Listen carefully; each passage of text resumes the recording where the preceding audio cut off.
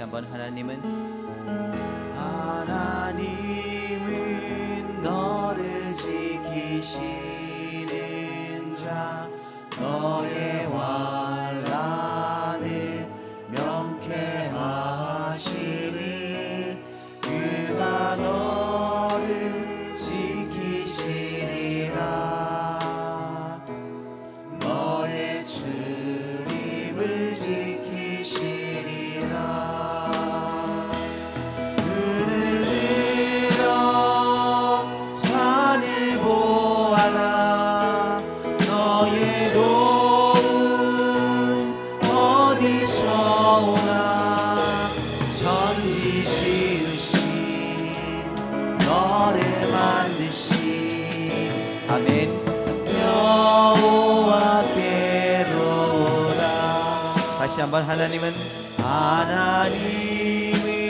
너를 지키시는 자 너의 우편에 비를 되시니 낮의 해와 밤의 달도 너를 맺지 못하리. 하나님은 너를 지키시는 자 너의 환난을 면케하라. 아멘. 그가 너를 지키시리라. 너의 출입을 지키시리라. 눈을 들어 산을 보아라. 너의 도움 어디서 오나. 천지 지으신 나를 만드신 여호와께 우리 믿음으로 눈을 들어 산을 보아라. 너의 도움 어디서 오나. 천지 지으신 나를 만드신 여호와께로다. 의지하며 눈을 들어 산을 보아라. 너의 도움 어디서 오나. 천지 지으신 너를 만드신 여호와께로다.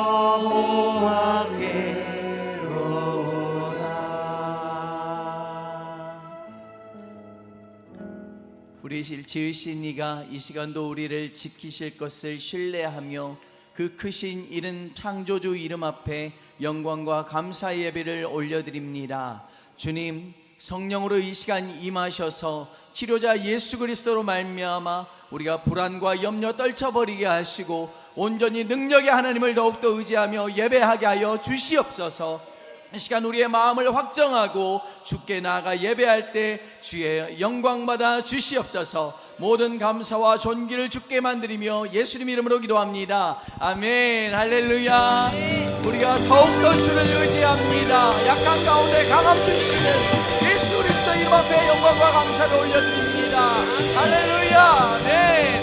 우리 박수하며 찬양하며 나아갑니다.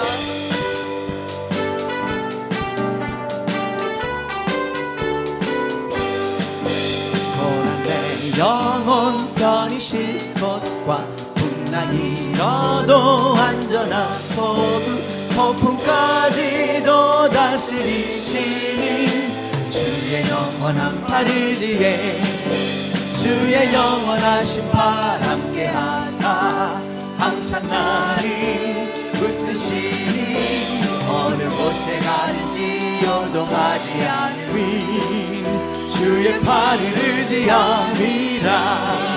세상 친구들 나를 버려도 예수를 함께 동행함으로 그의 은혜가 충만하리. 영원한 파르지에 주의 영원하신 발 함께 하사 항상 나를 붙드시니 어느 곳에 가든지 요동하지 않으니 주의 팔을 의지하니 나의 믿음이 연약해져도 미리에 위한 힘을 주시며 지태할 때도 안보하시니 주의 영원한 팔 의지에 아멘.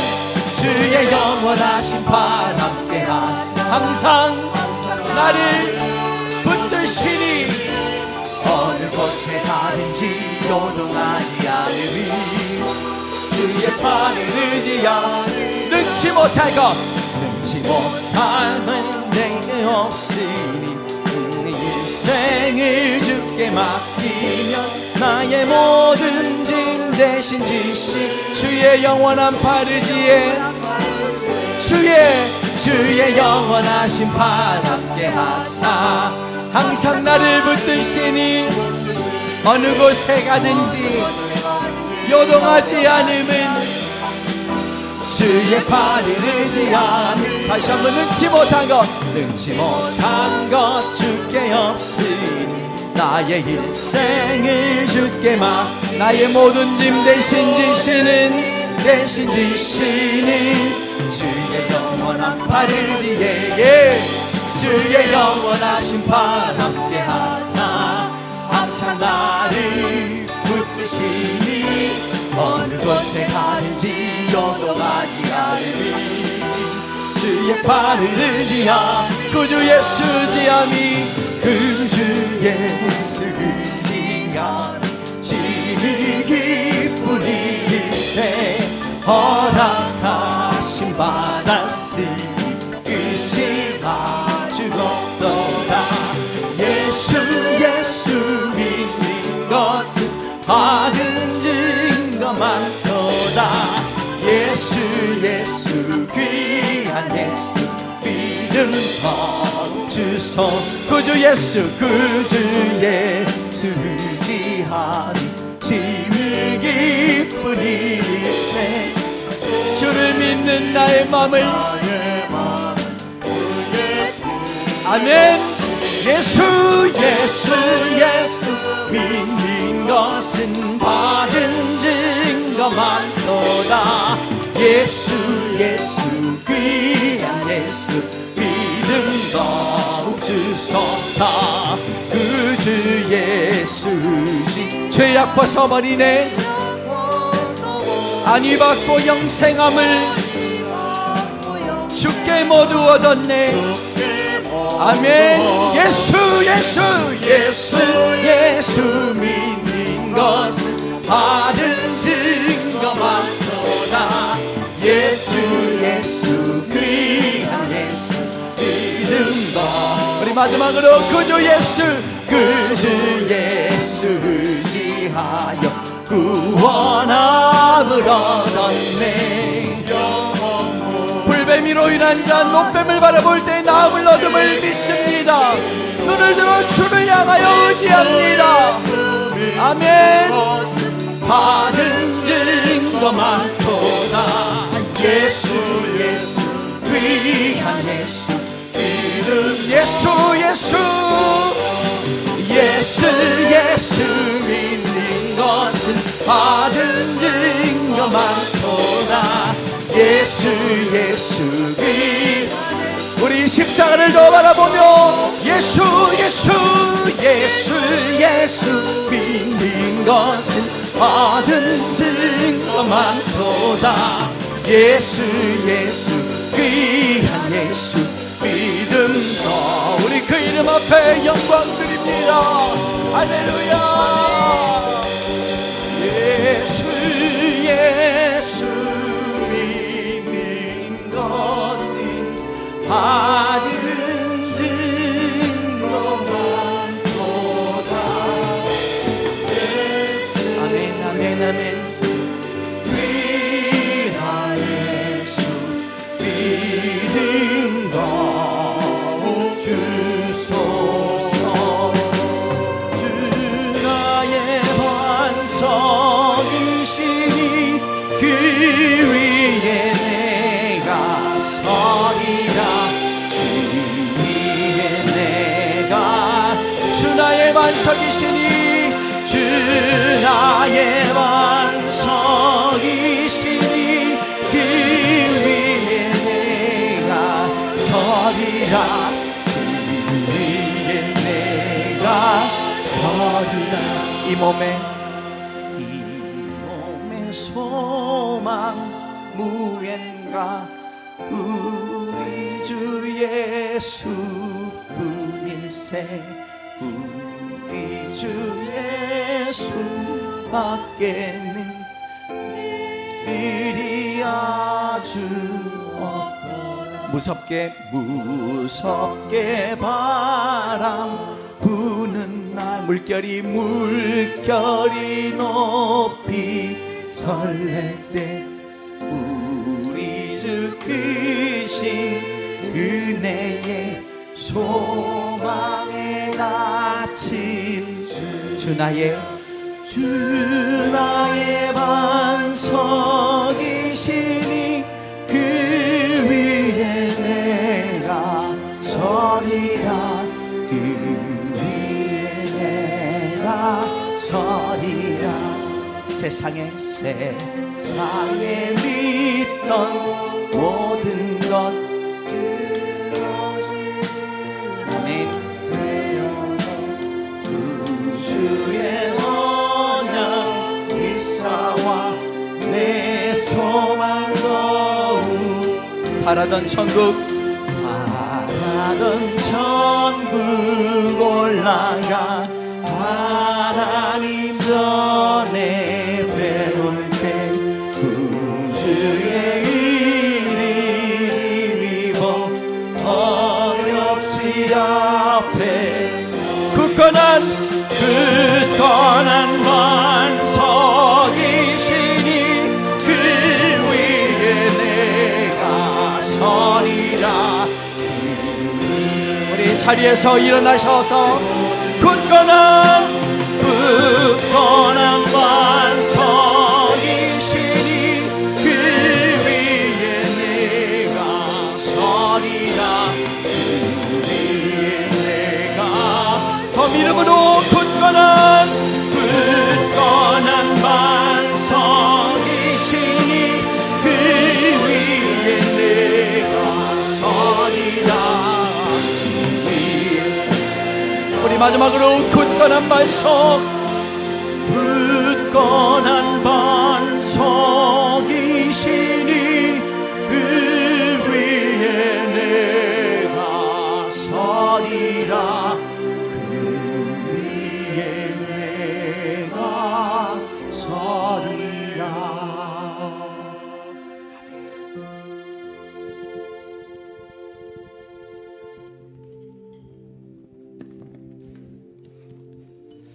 함께 우리가 코로나 바이러스로 인해서 힘들어하는 이 나라 민족 그리고 또한 많은 사람들을 위해서 같이 함께 기도하기를 원하는데요. 우리가 첫 번째, 두 번째, 세 번째 기도 제목을 같이 함께 나눕니다. 코로나 바이러스 감염증으로 인해서 고통과 두려움 속에 하루를 보내고 있는 모든 국민들을 그리고 나라와 민족들을 지켜주시고 특히 교회가 깨어있어서 하나님의 영적으로 아버지 용서가 되어서 우리 하나님의 궁유를 구할 수 있는 교회가 되게 달라고 기도해 주시고요. 두 번째, 코로나 바이러스 확산을 막기 위해 노력하고 있는 정부와 관계부처, 의료 관계자들에게 하나님 세임을 더해 주시고 하나님이 주시는 지혜와 능력으로 방역과 치료를 잘 감당하게 해달라고 기도해 주시고요. 세 번째는 코로나 바이러스로 인해서 사회 경제적 어려움이 조속히 해결되게 하시고 어린이와 노약자, 사회 취약계층과 또 소상공인들의 삶을 생명사기로 안전하게 지켜달라고 이 시간 같이 함께 기도하도록 하겠습니다.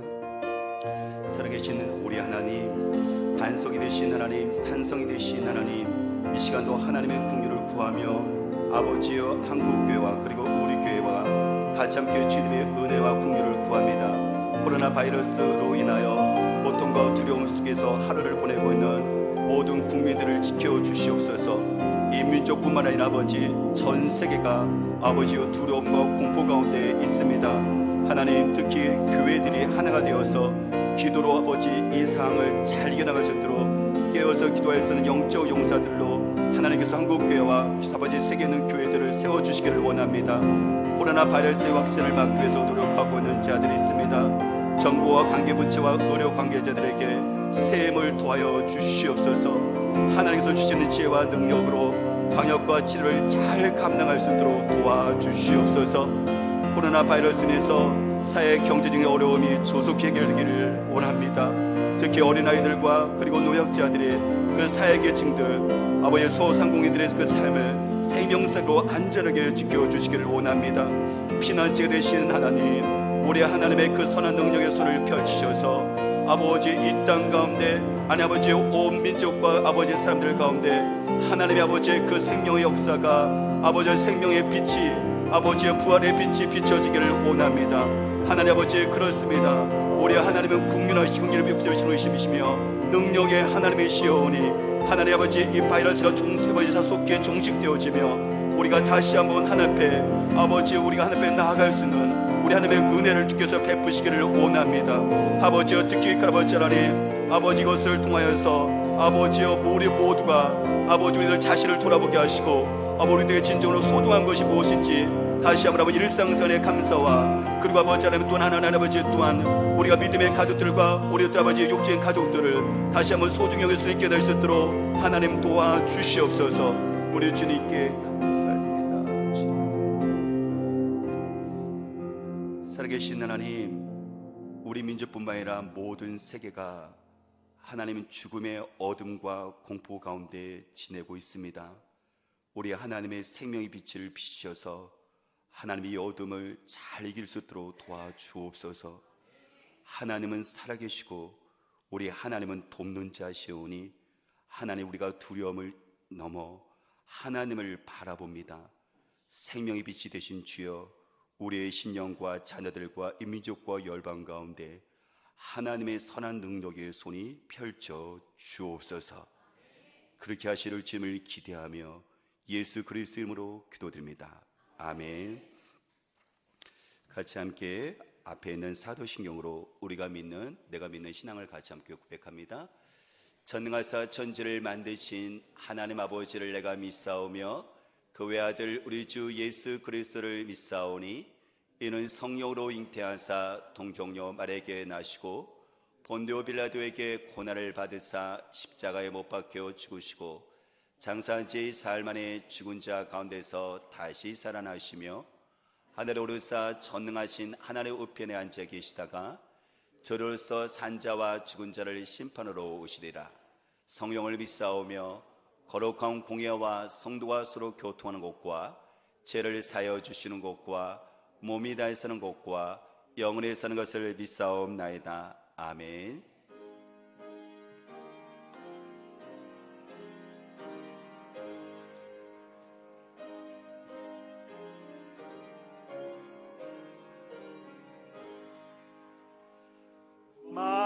만복의 근원 하나님 온 백성 찬송 드리고 저 전사여 찬송하세. 찬송 성부 성자 성령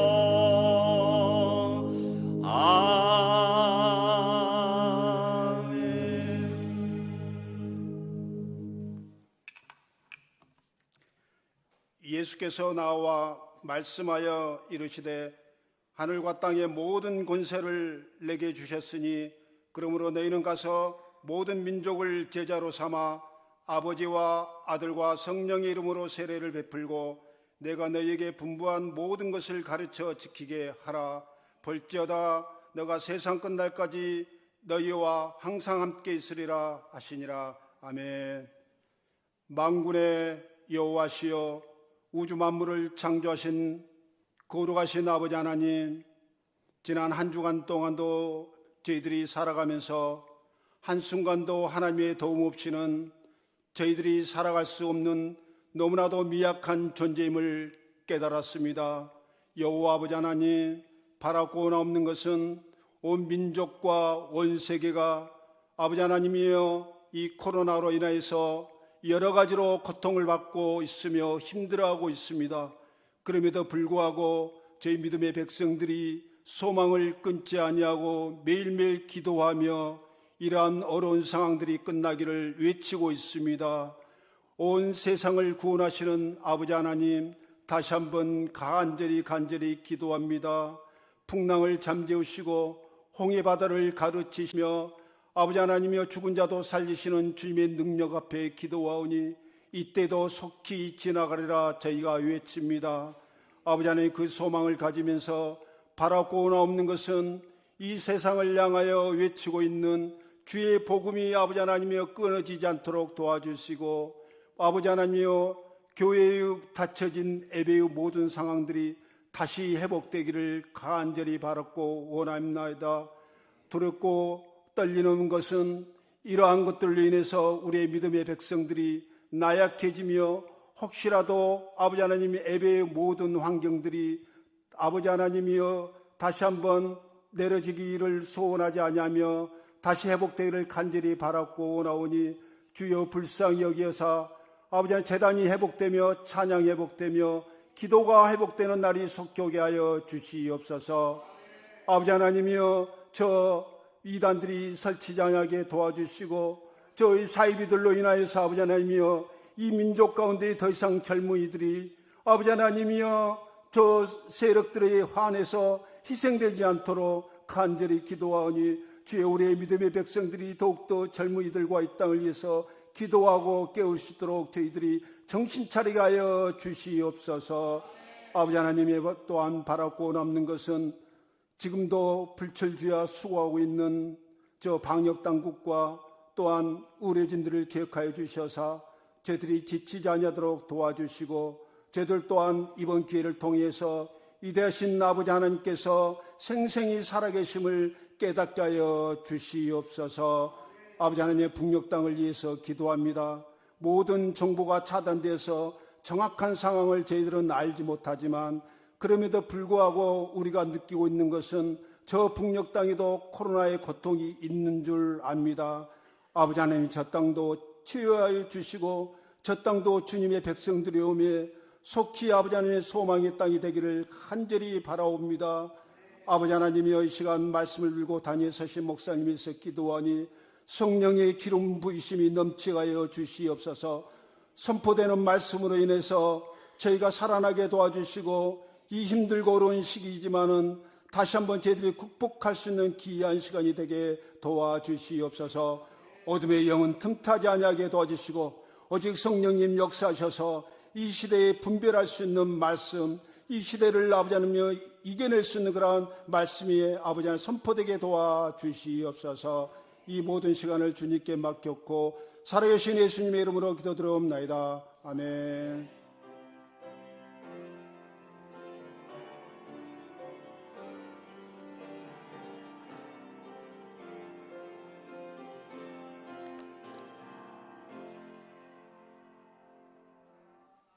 다시 함께 하나님의 말씀을 보겠습니다. 마가복음 10장 말씀, 마가복음 10장.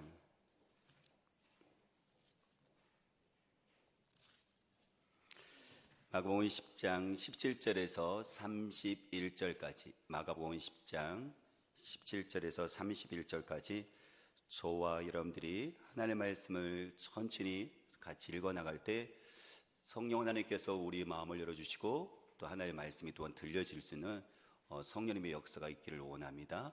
우리 17절서부터 천천히 읽겠습니다. 예수께서 길에 나가실새 한 사람이 달려와서 꿇어 앉아 묻자오되 선한 선생님이여 내가 무엇을 하여야 영생을 얻으리이까? 네, 예수께서 이르시되 내가 어찌하여 나를 선하다 일컫느냐? 하나님 한 분 외에는 선한 이가 없느니라. 내가 계명을 안 하니 살인하지 말라, 간음하지 말라, 도둑질하지 말라, 거짓 증언하지 말라, 속여 빼앗지 말라. 내 부모를 공경하라 하였느니라. 그가 여짜오되 선생님이여 이것은 내가 어려서부터 다 지켰나이다. 예수께서 그를 보시고 사랑하사 이르시되 네가 아직도 한 가지 부족한 것이 있으니 가서 내게 있는 것을 다 팔아 가난한 자들에게 주라. 그리하면 하늘에서 보화가 내게 있으리라.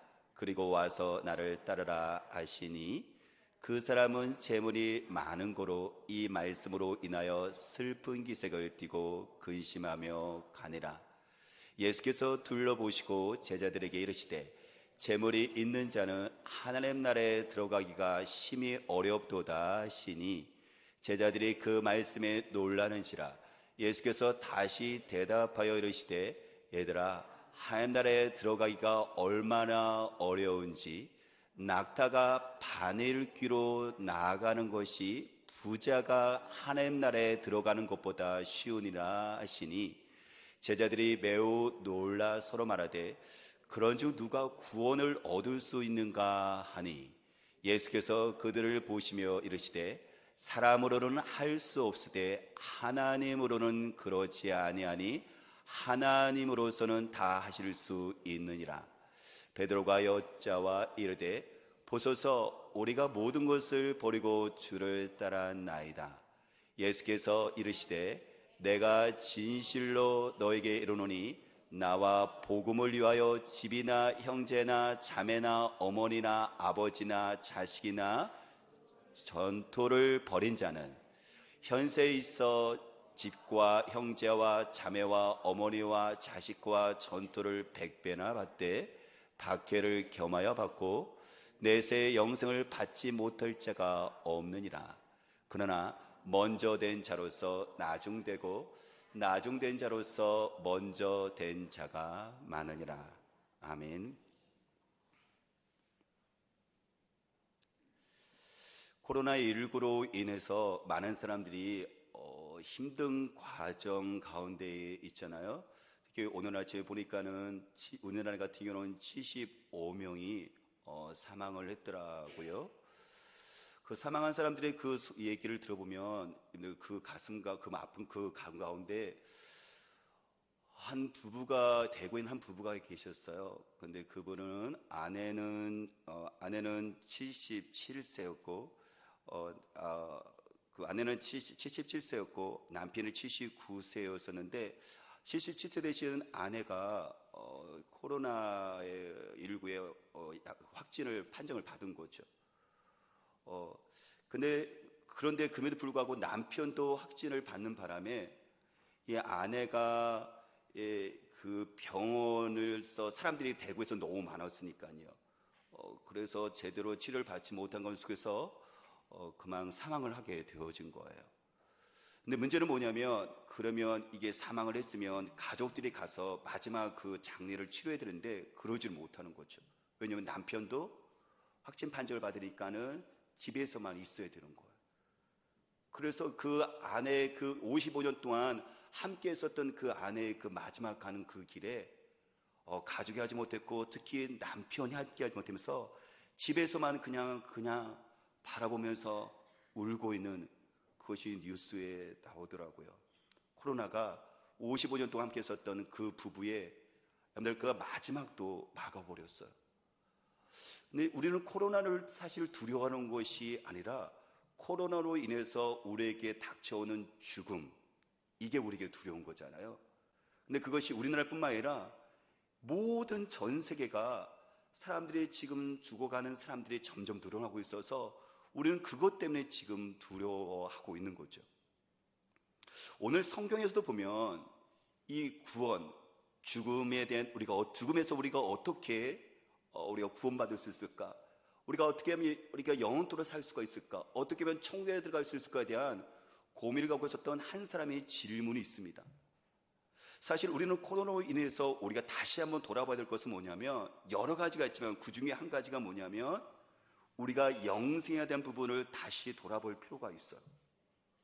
오늘 성경에 보니까는 성경 이렇게 이야기를 하죠. 17절의 말씀 보면 예수께서 길에 나가실 새 한 사람이 달려와서 꿇어 앉아 묻자오되 선한 선생님이여 내가 무엇을 하여야 영생을 얻으리까 하고요. 이 한 청년이 있었는데 그 청년이 관리였었고 부자였어요. 그런데 그럼에도 불구하고 그가 예수님께 나와서 물을 끓이면서 질문을 던지죠. 예수님, 내가 무엇을 해야지 영생을 얻을 수 있죠? 구원받을 수 있죠? 내가 죽지 않고 살 수 있죠? 천국에 들어갈 수 있습니까? 라고 그가 질문을 해요. 사실 그 청년은 우리가 갖고 싶은, 우리 자녀들에게 바라고 있는 그 부러워하는 것들이 다 있어요. 왜요? 그는 일단은 젊죠. 그는 부자를 했으니까 돈 있죠. 그는 관리니까 어떻게 보면 성공한 거죠. 근데 그럼에도 불구하고 이 젊은이가 예수님께 와서 질문하는 그 내용이 뭐냐면, 예수님, 어떻게 하면 돈을 더 벌죠? 어떻게 하면 제가 더 승진해서 더 높은 자리에 올라가자라고 묻는 것이 아니라, 어떻게 하면 내가 이렇게 영생을 얻을 수 있습니까? 라고 묻고 있다는 거예요. 왜 이 청년이, 무엇이 이 청년으로 하여금 예수님께 나와서 무릎을 꿇을 정도로 그렇게 간절하게 영생에 대해서 질문을 하게 만들었을까요? 물론 성경은 나와 있지 않지만 우리는 여러 가지를 짐작해 볼 수가 있겠죠. 먼저 그 시대적인 상황이 우리가 지금 코로나처럼 사람들에게 죽음이 임박한 거잖아요. 그런 것처럼 그 당시에 로마라는 그 나라에 의해서 이스라엘 같은 경우는 식민지로 지배를 받고 있었거든요. 그러니까 그들에게 있어서는 죽음이라는 것이, 로마 군대에서 죽음이라는 것이 쉽게 보일 수 있는 그런 상황 속에 있는 거예요. 그들은 그 상황이 죽음의 공포 속에 있으니까 비록 청년이라 할지라도 그는 영생에 대해서 생각할 수 있는 환경이 주어졌겠죠. 더 나아가서는 아마 부자였기 때문에, 금에도 불구하고 관력이 있었기 때문에 다른 젊은이에 비해서는 아마 안정된 생활을 할 수 있었을 것 같아요. 근데 금에도 불구하고 그의 그 편안하고 어떻게 보면 상대적으로 다른 젊보다도 화려했었던 그 생활 속에서 금에도 불구하고 뭔가 이 청년에게 있어서는 채우지 못하는 뭔가 외로움이 있었겠죠. 뭔가 허전함이 있을 수 있었겠죠. 그래서 어쨌든 그 청년이 갖고 있었던 외적인 환경이든 내적인 어떤 마음의 어떤 그런 어떤 갈등이든, 뭔가 이 청년을 하여금 예수님께 나와서 어떻게 보면 우리가 전혀 상상할 수도 없는 영생이라는 그 질문을 주님께 던지고 있다는 거예요. 요즘 시대 같은 경우는 사람들의 그 최고의 목표는 삶을 즐기는 거죠. 특히 젊은이들 같은 경우는 어떻게 하면 내 삶을 내가 이렇게 만족시킬까 생각을 해서 그들은 음악이나 영화나 TV 프로그램이나 비디오 게임이나 SNS나 스포츠나 여행이나 쇼핑이나 외식이나 많은 걸 통해서 자기의 만족을 채우려고 애를 써요.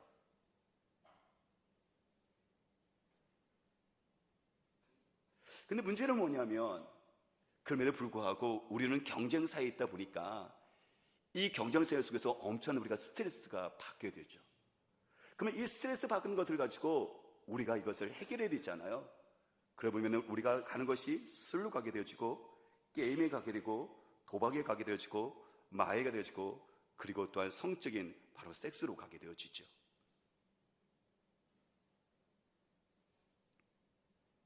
근데 그럼에도 불구하고 여전히 많은 것들을 추구를 통해서 내 자신의 이렇게 뭔가 긴장감을 풀어보려고 하지만 이게 풀려지질 않는 거예요.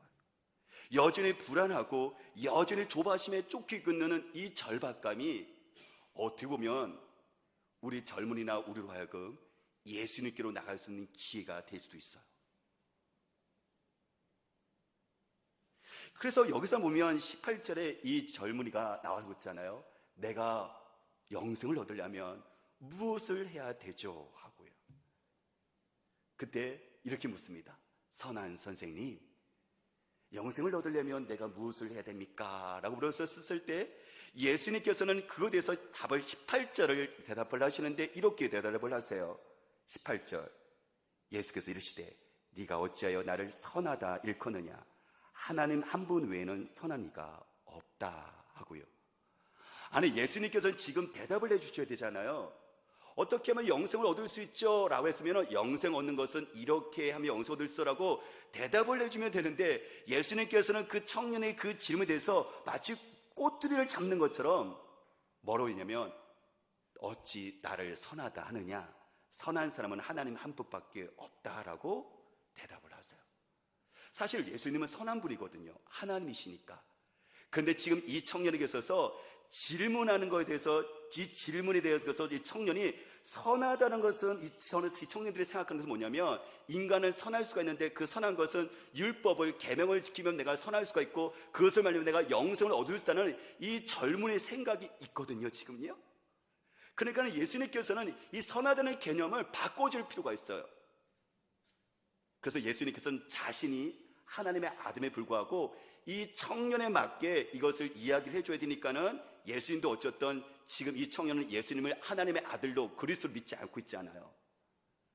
단지 한 선한 사람으로서 인간으로 생각하고 있기 때문에 예수님께 온 거잖아요.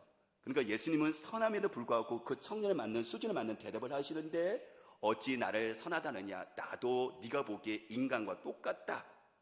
그 때문에 인간은 선할 수 없고 하나님만이 선할 수 있다라고 일단은 전제를 그렇게 정리를 해주세요. 왜냐하면 하나님 이외에 인간이 선할 수 있다는 생각을 이 청년이 하고 있거든요. 그 선함은 무엇이냐면, 예수님께서는 그 다음에 보니까는요, 그 다음에 18절부터 19절 보니까 이렇게 얘기를 하세요. 네가 계명을 안 하니 살인하지 말라, 간음하지 말라, 도둑질하지 말라, 거짓 증언하지 말라, 속여 빼앗지 말라, 내 부모를 공경하라 하였느니라. 그가 여짜오되 선생님이여, 이것은 내가 어려서부터 다 지켰나이다. 이 청년이 지금 영생을 어떻게 얻을 수 있죠? 내가 무엇을 해야 되죠? 라는 질문 속에는 선하면 되는구나 하는 생각을 갖고 있거든요. 근데 그 선하다는 것은 무엇이냐면, 내가 계명을 지키면 내가 선하게 되어서, 선한 사람이 되어서 내가 영생을 얻을 수 있겠구나 하는 이 청년이 이 마음속에 이 마음이 들어가 있는 거예요. 그렇죠. 유대인들은, 이 부족뿐만 아니라 유대인들은 내가 영생을 얻을 수 있는 방법에 대해서 그들은 알고 있는 게 있어요. 계명을 지키면 나는 선하게 되어, 하나님께서 나를 선하게 인정해 줘서 내가 구원받고 내가 천국에 갈 수 있다라고 생각을 하고 있는 거예요. 그래서 이 청년은 뭐라고 하냐면, 내가 어려서부터 그거 다 지켰는데요. 예수님께서는 계명 중에서 대표적인 거 10계명, 그렇죠? 10계명 중에서도, 그리고 인간에 관련된 거 5계명부터 10번째 계명을 얘기하시는 거잖아요. 살인하지 말라, 간음하지 말라, 도둑질하지 말라, 거짓 증거하지 말라, 속여 빼앗지 말라, 내 부모를 공경하라면서, 여러분 그 10계명 중에서 6개를 가지고 그 젊은이에게 이야기를 하자 젊은이가 자신 있게 대답합니다. 내가 어려서부터 그거 다 지켰어요. 그 얘기는 뭐냐면, 이 젊은이 가운데 속에서는 뭐냐면, 내가 이것도 적어도 이 정도 지켰으니까는 아마 나는 천국에 들어갈 수는 그 기준을 넘을 수 있지 않았을까라는 이 마음이 들고 있는 거예요. 그러니까 예수님께서는 영생을 어떻게 하면 어쩌라고 했었을 때, 그거에 대해서 이 젊은이가 어떤 생각을 갖고 있는지, 이 젊은이는 내가 어떻게 하면 영생을 얻을 수 있는지를, 그 젊은뿐만 아니라 유대인들은 내가 율법을 지키면 내가 영생을 얻을 수 있다는, 그러니까 내가 얻을 수 있다는 그 생각을 갖고 있었기 때문에, 예수님께서는 이렇게 율법에 있어서 10계명, 그것도 대표적인 10계명 중에서 하나하나씩 얘기를 하는 거예요. 그것들이 청년이 얘기하죠. 예수님, 저 그거 다 지켰는데요? 그러면 나는 영생 얻을 수 있네요? 라고 그렇게 대답을 하고 있는 거죠. 근데 우리도 마찬가지예요. 저와 여러분들도요, 주님, 어떻게 하면 내가 영생 얻을 수 있습니까? 했었을 때, 여러분들이 물어본다면 여러분들이 이렇게 대답할걸요. 나는 10년 동안 예배 드렸는데요. 나는 20년 동안에 나는 하나님 믿었는데요. 봉사가 얼마나 열심히 했는데요. 하나님 말씀을 지키려고 얼마나 애를 썼는데요. 라고 여러분들도 아마 영생을 어떻게 얻느냐에 있었을 때 여러분들 마음속에 생각하고 있는 영생 얻는 방법을 여러분들이 갖고 있어요. 그게 뭐냐면, 내가 예배생활을 이렇게 오랫동안 했었고 20년 동안 내가 하나님 믿었는데 그렇다면 내가 하나님 나라 들어갈 수 있는 기준에 도달한 것이 아닐까라는 생각을 우리 마음 가운데 갖고 있죠. 아니, 우리는 예배를 드린다는 자일지라도 심지어 교회 밖에 있는 믿지 않는 자들일지라도 그들은 이렇게 말하죠. 나는 천국에 들어갈 수 있을 것 같아요. 나는 법이 없어도 살 수 있는 사람이니까요. 나는 착한 사람이니까요. 라면서 사람들은 스스로요, 교회에 다니는 사람 그리고 교회 밖에 있는 사람들도 스스로 영생 얻을 수 있는 기준을 스스로 정해놓고 나는 그 정도 기준은 도달하지 않을까라고 사람들은 그것을 위해서, 영생을 위해서 열심히 노력합니다. 열심히 애를 씁니다. 그런데 주님께서 21절에 이렇게 말씀하시죠. 그것을 깨트리시는데요. 깨트리시는데 21절 읽어볼까요? 예수께서 그를 보시고 사랑하사 이르시되 네가 아직도 한 가지 부족한 것이 있으니 가서 내게 있는 것을 다 팔아 가난한 자에게 주라. 그리하면 하늘에서 보화가 내게 있으리라. 그리고 와서 나를 따르라 하시니 라고 이야기합니다. 이 청년은 지금 뭐라고 이야기하는 거예요? 내가 예수님 말씀하시는 계명 다 지켰어요. 그러니까 내가 영생 얻을 수 있는 기준에 도달한 것은 아닐까요? 라는 그 질문 속에서 예수님께서 뭐라고 말씀하시냐면, 예수님 말씀을 하시죠. 예수님께서는 그가 그렇게 애를 썼던 거 주님께서 그를 보시면서 사랑하세요. 그가 참 대견스럽게 여기셨어요. 그런데 예수님께서는 전곡을 찌르죠. 네가 그럼에도 불구하고 한 가지 부족한 것이다. 그 얘기는 뭐냐면 네가 율법을 다 지켰다고 얘기하는데 아니다, 너는 다 지키지 못했다라고 말씀하시는 거예요. 그래서 그에게 뭐라고 말씀하시냐면 네가 있는 재산을 다 팔아서 가난한 사람에게 나누어 주라, 그리고 나를 쫓으라 라고 이야기하십니다. 그랬을 때 이 청년은 어떻게 반응을 해요? 성경 22절 말씀 보면 이렇게 얘기합니다. 그 사람은 재물이 많은 고로 이 말씀으로 인하여 슬픈 기색을 띠고 근심하며 간다. 다시 질문해 볼까요? 이 청년이 정말 예수님의 계명을 다 지켰을까요? 아니요, 못 지켰습니다. 아니, 지킬 수가 없습니다. 아까 예수님께서 네 부모를 공경하라, 도둑질하지 말라, 살인하지 말라, 도둑질하지 말라, 거짓 증거하지 말라, 그 다음에 탐내지 말라라고 쭉 나랬을 때 이 젊은이는 정말 그 계명들을 다 지켰을까요? 한 가지를 볼까요? 10계명이 뭐죠? 10번째가 내 이웃의 것을, 집을 탐내지 말라거든요. 탐낸다는 것은 뭐냐면 욕심내는 거거든요. 지나치게 내가 그것을 더 소유하고 싶은 거거든요. 근데 이 청년은 탐욕의 계명을, 10번째 계명을 어기고 있습니다. 다른 속에 가서 내가 빼앗진 않지만 지금 어떻게 하죠? 예수님께서는 우리에게 물질을 주실 때 청지기로 주신 거거든요. 그것은 무엇이냐면 이것이 내 삶의 주인이 아니라 내가 이것을 나는 사람에게 이 물질을 나누어주고 있지 않다면 이것은 무엇이냐면 탐욕을 갖고 있는 것이거든요. 이것이 내 것이라고 생각하고 있는 것이거든요. 근데 예수님께서 뭐라 했습니까? 가난한 사람에게 네 있는 것을 나누어주라 라고 얘기해서 뭐예요? 근데 이 청년이 그것 때문에 근심하면서 가죠. 왜요? 10번째, 적어도 10번째 계명인 탐욕, 이거 내 건데 하나님 것이 아니라 내 것인데, 어떻게 보면 어머니 아버지가 물려준 거, 이 재산 내 것인데 나눠주지를 못하는 거예요. 이 얘기는 뭐예요? 이 청년은 지금 탐욕 속에 있는 거예요. 다시 말하면 10번째 계명 지키지 못한 겁니다. 피상적으로는 지금 내가 이 계명 지킨 것 같지만 아니요, 그 계명을 정확하게 못 지켰습니다. 심지어요, 율법의 그 정신이 뭔지 아세요? 여러분들 10계명 있고 다시 한번 600몇 개의 그 계명이 있는데 그 계명들을 주님께서 예수 믿는 사람들에게, 아니 하나님 믿는 이스라엘 백성들에게 준 이유가 뭔지 아세요? 그 계명의 정신은 하나님 사랑과 이웃 사랑이거든요. 성경 로마서 이렇게 이야기를 합니다. 로마서 말씀 보면 이렇게 이야기를 하죠.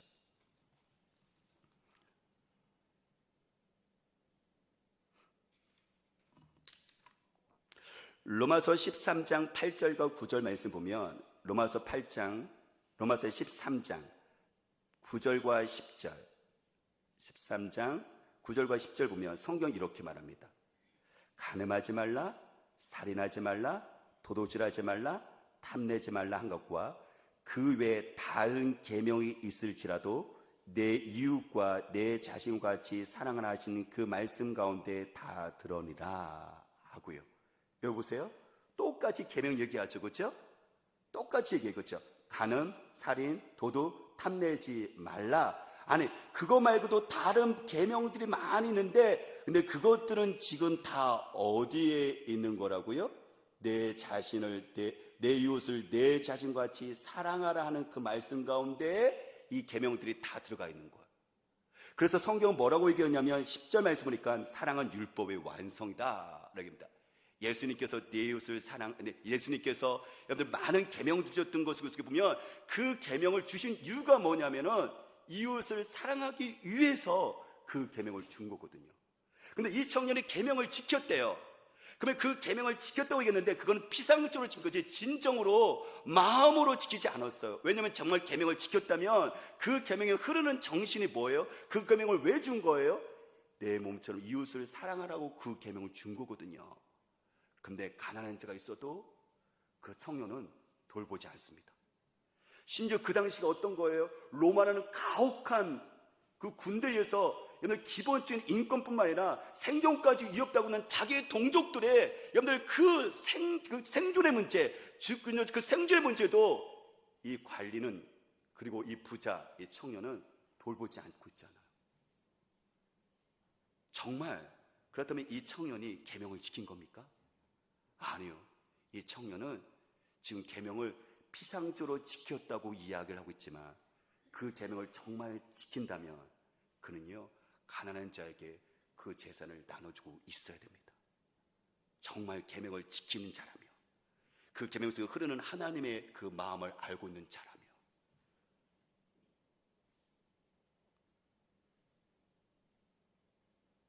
우리 주님께서는 이 청년을 설득을 할 때 막 다그치거나 네가 왜 그러니 하면서 정죄하거나 그런 부분보다도 사랑스러워 하시면서 안타까워하시면서 청년에게 한 발짝 한 발짝 이렇게 공감하면서 다가가는 것을 모습을 보게 되죠. 그의 노력에 대해서 영생을 얻고자 하는 그 마음에 대해서 주께서 이해하시고 받아주시는 거죠. 우리는 신천지에 있는 사람들로 인해서 우리가 많이 힘들어하고 있잖아요. 신천지에 있는 분들, 그분들도 우리 보면 물론 그 잘못된 교리, 그 교리를 우리가 받아들여서는 안 되지만 하지만 그들을 통해서 우리에게 주시는 그 하나님의 그 반면교사도 있지 않을까요? 교훈도 있지 않을까요? 그들에게서는 성경 공부에는 열심히 엄청납니다. 일주일에 4번, 월화, 목금, 하루에 3번씩, 일주일에 4번씩 6개월 동안 성경 공부를 하거든요. 그러니까 여러분들 그 잘못된 교리를 알지라도 그것에 여러분들 세뇌가 안 될 수가 없는 거죠. 근데 분명한 것은 뭐냐면, 우리가 여러분들 그들의 잘못된 교리에 대한 어떤 것을 우리가 분명히 그것은 판단해야 되고 우리가 비판해야 되지만 그들의 하나님의 말씀을 알고 싶었던 그 열망, 그것을 우리에 비해서 봤을 때는 우리가 봤을 때 우리가 오히려 부끄럽죠. 저와 여러분들이 하나님의 말씀을 알고 싶어서 한 주에 4번씩 하루에 3시간씩 한 주에 4시간씩 6개월 동안 시간 내는 사람이 누가 있겠어요? 우리는 하나님의 말씀을 알고 싶어서 그렇게 시간 내는 사람은 거의 없습니다. 그런 분을 보면 우리가 도전되는 거죠. 특히 그들은 요한계시록을 가지고 이야기하는데 요한계시록은 많은 상징으로 되어 있어서 교회에서도 설교를 많이 안 하잖아요. 그러니까 요한계시를 알고 싶은 그 마음 속에서 그들은 신천지에 들어가는 것, 우리는 그런 부분 속에서 있을 때 한국교회와 우리가 반면교사를 삼을 필요가 있어요. 근데 그럼에도 불구하고 신천지에 있는 사람들의 구원은 여기는 젊은이와 거의 비슷합니다. 내가 영생을 얻으려면 무엇을 해야 되죠? 14만 4천 명에 들어가면 됩니다. 요한계시록 7장에 나오는 입맞은 자 14만 4천 명이라는 그것은 숫자적으로 문자 그대로 해석하는 것이 아니라 사실 요한계시는 상징적인 해석들이 많이 있거든요. 근데 신천지는 14만 4천 문자적으로 해석해버리잖아요. 14만 4천 명에 들어가야 된다고 얘기하잖아요. 근데 그것은 정통적인 어떤 기독교에서나 아니면 성경학자들은 두 가지로 해석을 하죠. 이스라엘 자손을 해석하거나 아니면 세상에 있는 하나님을 믿는 사람들이, 그 사람들이 많은 사람들의 숫자를 14만 4천으로 해석을 하는데, 거기서는 신천지에서는 14만을 문자적으로 해석을 해서 14만 4천 명에 들어가면 우리가 구원을 받는다라고 얘기를 하죠. 영생을 얻는다라고 얘기했죠. 그 다음에 신천지에만 구원이 있는 거예요. 저와 여러분들은 구원 없습니다. 미국에도 일본에도 구원 없습니다. 한국에는 14만 4천, 아니 중국에 있는 그 신천지를 믿는 사람이라면 14만 4천 명에 들어가면 구원받을 수 있는 거예요. 신천지 있는 사람들에게 물어본다면 이 젊은이처럼 무엇을 해야 영생을 얻으려면 14만 4천 명에 들어오면 된다라고 얘기합니다. 근데 문제는 2014년도에 14만 4천 명이 넘었었어요. 그랬더니 아주 교묘하게 바꿨어요. 어떻게 해요? 14만 4천 명이나 할지라도 20만이 넘어가 버렸으니까 이게 어떻게 되냐면 20만이 할지라도 가라지와 알곡처럼 하나님께서 인정받는 14만 4천 명에 들어와야 된대요. 그러니까는 하나님께 인정받는 14만 4천 명에 들어가기 위해서 그들이 얼마나 많은 사람들이 전도를 하겠어요. 얼마나 많은 사람들이 많은 것들을 버려두고 거기다가 여러분들 투자를 하겠어요. 왜요? 어떻게 해야지, 무엇을 해야지 영생 얻는 거예요? 14만 4천 명에 들어가면. 또 어떻게 해요? 하나님께서 인정하시는 14만 4천 명에 들어가며. 그러면 다시 한번 주님께서 말씀하시죠. 주님께서 그러면 똑같이 오늘 말씀대로 젊은이에게 했던 것처럼 똑같이 신천지에 있는 젊은이들에게 주님께서 말씀하실 거예요. 내 부모를 공경했느냐? 살인하지 말라? 도둑질하지 말라? 거짓 증언하지 말라? 속이지 말라? 똑같이 말씀하실 거예요. 왜요? 하나님은 십계명을 인정하거든요. 하나님의 말씀을, 계명을 잘 따르는 것, 인정받아야 되는 것이 여러분들 14만 4천 명이 들어간다면 적어도 기독교에 여러분들 하나님 믿는 사람들의 대표적인 율법 십계명을 여러분들 지켜야 되잖아요. 그러면 하나님께 인정받는 한 가지 기준 십계명을 주님께서 똑같이 얘기하신다면 제5계명 내 부모를 공경하라. 신천지에 있는 청년들은 부모를 공경하고 있나요? 아니죠. 그들은 가출을 하고요, 심지어 부모를 고발하잖아요. 그게 하나님이 인정하는 사람입니까?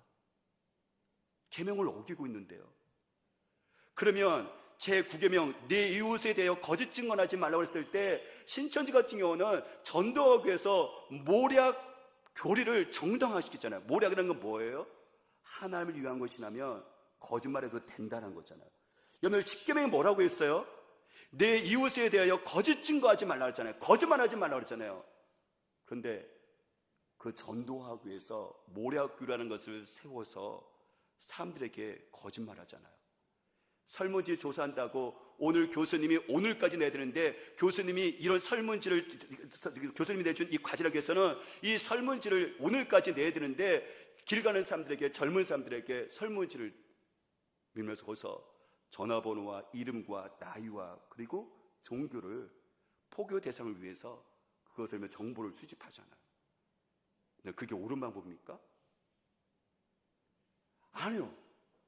여러분들 목적을 위해서 모든 수단과 모든 것들이 여러분들 거짓해도 정당화된다는 것은 하나님께서 원하시는 부분이 아니에요. 그렇다면 이게 하나님께 인정받으면 14만 4천 명이 들어갈 수 있다면서요. 그러면 여러분들 적어도 아까 말한 것처럼 10계명에서 대표인 10계명의 그 계명을 우리가 신천지의 젊은이들은 어기고 있는 것이잖아요. 주님 묻습니다. 우리는 주님께 묻죠. 내가 무엇을 해야지만 영생을 얻느냐고요. 성경 말합니다. 저와 여러분들은 절대 내가 무엇을 해서 노력을 해서 스스로 절대 구원을 얻을 수 없습니다. 절대 내가 구원을, 영생을 얻을 수 없습니다. 아니요. 저와 여러분들이 선한 사람인가요? 저와 여러분들이 하나님의 법을 지킬 수 있는 사람인가요? 아니요. 여러분들이 만일에 우리가 하나님의 말씀을요 100% 완벽하게 하나님처럼 똑같이 지킨다면 우리요 영생 얻을 수 있어요. 우리 죽지 않고요 영혼으로 살 수 있어요. 천국 들어갈 수 있어요. 문제는 뭐냐면 저와 여러분들이 100% 하나님과 똑같이 우리가 계명을 지킬 수 있는 사람이 아니라는 거예요. 우리가 선한 사람이 아니라는 거예요. 그런데 우리 하나님의 기준에 도달하지 못하는 삶이라는 거죠. 우리가 눈에 보이지 않는 이 작은 바이러스로 인해서 모든 것들이 올스톱됐잖아요. 학교 가는 것도 멈춰졌고, 스포츠 경기장, 운동장에는 모든 것도, 농구, 야구, 축구 모든 것도 멈춰졌고, 그리고 뿐만 아니라 나라와 나라 사이에 이동하는 비행기 타는 것도, 입국도 다 제한되고 멈춰져 버렸잖아요. 전 세계가 올스톱입니다. 뭐 때문에요? 우리의 육체를 죽게 만드는 이 작은 바이러스 하나 때문에. 우리가 인간이 위대하다고요, 인간이 큰 존재라고요. 여러분, 인간은 이 보이지 않는 작은 바이러스에도 모든 것들이 멈춰지는 정말 미약한 존재예요. 뿐만 아니라 여러분들, 우리 영혼을 좀먹고 우리 영혼을 죽여버리는 이 죄의 바이러스, 이 죄의 바이러스를 우리가 이길 수 있다고요. 그러면 아까 이 계명 속에서 우리의 욕심과 탐욕과 이 모든 것들을 했었을 때 우리가 그것을 이길 수 있나요? 아니요. 이 작은 것조차도 육체도 무너지는 우리는 이 보이지 않는 이 죄의 바이러스대로 우리는 무기력하게 다 무너지는 것이 우리 인간인 거예요. 나는 선하지 않습니다. 선할 수가 없어요. 로마서 3장 10절에 말씀하시기를 의인은 없나니 하나도 없습니다. 하나님 보시기에 의인, 선한 사람 한 사람도 없습니다. 로마서 3장 10절 말씀하시기를 율법의 행위로 그의 앞에 의롭다 하심을 얻을 육체가 없나니 했습니다. 내가 율법의 행위, 하나님의 말씀을 지키면 내가 의롭게 될 수 있다, 선하게 될 수 있다는 것을 성경 말합니다. 아무도 그런 육체, 그런 사람 없다. 하나님 앞에서 그런 사람 도저히 불가능하다라고 성경 말합니다. 그래서 성경은 우리들에게, 저와 여러분들을 이렇게 말하죠. 모든 사람이 죄를 범하였음에 하나님의 영광에 이르지 못하더니. 우리는 하나님의 기준에 따라 살 수 있는 사람들이 아니에요. 우리 모든 사람은 죄를 범한 죄인입니다. 그러므로 어떤 인간도 내 힘으로 내 자신도 구원 못하고 우리 자녀들도 영생을 얻게 못하고, 아니요, 그 세상에 그 어떤 사람들도 우리는 어떻게 하죠? 영생을 얻게 할 수 있는 능력 있는 사람들이 아니에요. 그러면 영생은 어떻게 얻을 수가 있는 것일까요? 영생은 인간의 능력으로 얻을 수 있는 것인가요? 하나님의 능력으로 얻을 수 있는 것인가요? 분명하게 인간의 능력 아닙니다. 하나님의 힘으로만 영생을 얻을 수가 있어요. 에베소 2장 8절 9절 얘기합니다. 너희는 그 은혜에 의하여 믿음으로 말미암아 구원을 받았으니 이것이 너희에게서 난 것이 아니요 하나님의 선물이라. 행위에서 난 것이 아니니 이는 누구든지 자랑하지 못하게 하려 함이라 했습니다. 우리에게서 난 것 아니에요. 우리의 행위로 되어진 것이 아니에요. 영생은 그래서 얻는 게 아닙니다. 구원은 어떻게 얻는 거라고요? 하나님의 은혜에 의해서 주어지는 것이고, 그래서 이것은 하나님의 선물인 것입니다. 예수님께서 이렇게 말씀하시자, 여러분들 이제 23절과 25절 말씀 보면 성경 이렇게 얘기하죠. 예수께서 둘러보시고 제자들에게 이르시되 재물이 있는 자는 하나님 나라에 들어가는 것기가 심히 어렵도다 하시니 제자들이 그 말씀에 놀라는지라. 예수께서 다시 대답하여 이르시되 얘들아, 하나님 나라에 들어가기가 얼마나 어려운지 낙타가 바늘귀로 나가는 것이 부자가 하나님 나라에 들어가는 것보다 쉬누라 하시니 라 했습니다. 하나님 나라 들어가기가 얼마나 어려운지, 특히 물질을 갖고 있는 부자가 하나님 나라 들어가기가 정말 어렵습니다. 어느 정도 어려우냐면 예수님 비교해 놓고 있는데 여기에 바늘귀가 있어요. 보이지도 않죠. 이 바늘귀에 낙타가 들어갈 수 있습니까? 없습니까? 여기 바늘귀가 있는데 낙타가 못 들어가죠. 그렇죠? 정말 어렵죠. 도저히 불가능한 거죠. 근데 이거보다 더 어려운 게 있어요. 부자는 천국에 들어가기가 그만큼 더 어렵다는 거예요. 왜요? 천국에는 어떤 사람이 들어가는 거예요? 오늘 본문 앞에 보면 천국은 이런 자의 것이라면서 어린 아이를 무시하는 그 당시에 여러분들 그 통념을 깨트리고 예수님께서 아이들을 나에게 오는 것을 박지 말라면서 아이들을 축복해 주면서 하나님 나라는 이런 자의 것이다. 어린아이 같은 자가 들어갈 수 있다라고 말씀하셨는데 어린아이는 어떤 자예요? 자기 힘을 의지하지 않아요. 철저하게 100% 엄마 아빠를 의지를 해요. 자기 어린아이들은요 자기 힘으로 살아가지 않아요. 엄마 아빠가 주는 그 힘과 공급으로 살아가요. 철저하게 100% 의지하죠.